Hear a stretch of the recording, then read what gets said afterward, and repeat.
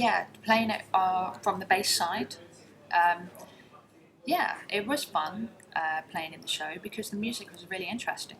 Had lots of cross rhythms, and rhythmically it was great because I got to feel that.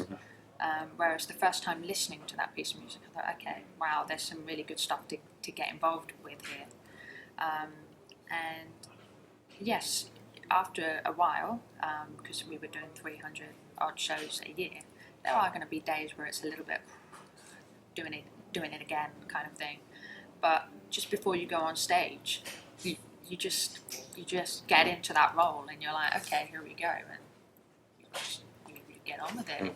I mean, this is the thing. You would think because it's the same show that the music doesn't change, but we would be called in for rehearsals because maybe one of the acrobats were taken out because they might have had an injury, or they decided not to do an act because there was something wrong with maintenance, so they couldn't perform certain acts. So we would have to come in, and maybe the transitions between songs, we would have to think of something. So the MD would cue us with the ideas, and we would think, yes, this is possible. I can change my guitar in time, or change the bass, or whatever. So it did change, and during the show, it did change. You know, in the middle of the act, one's just about to come down, an aerial artist would come down, and just as she was starting her routine, she actually had to go back up.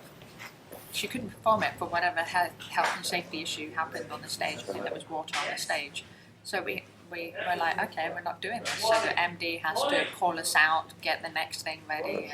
So yeah, it was fun from that point of view, yeah. Yeah, I mean, there's obviously the CD for the soundtrack for Cirque Du Soleil.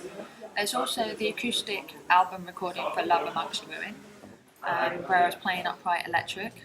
It's very early days of me doing upright electrics, so it's. But again, it's what I played just kind of fitted in well with the music that was required. It's not like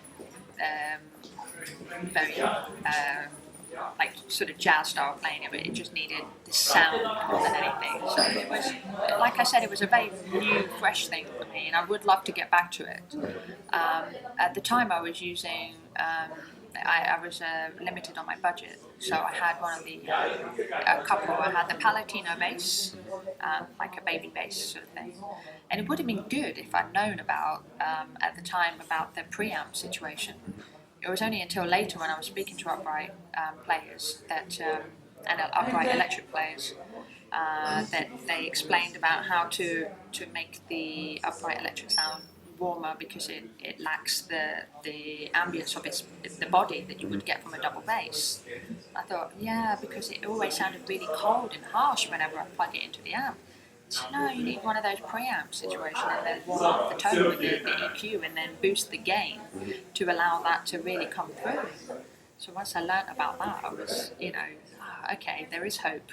Because every time I listen to it, oh, it sounds awful, just not doing it, I'm not good at it, But yeah, that's something that I'd like to get back into. Sure. Yeah. I'm interested I know that Antonella Mazza, for instance, talked about the possibility of doing a female sort of like a bass clinic, sort of talking about that. Obviously, that's something that I would be very interested in doing because even though, I don't want to say the whole thing about male and female bass players, but if it means that it encourages girls and young students to take up the bass based on that, then that's a wonderful thing because it's about inspiring others. So that's something that, for instance, I would love to get involved in.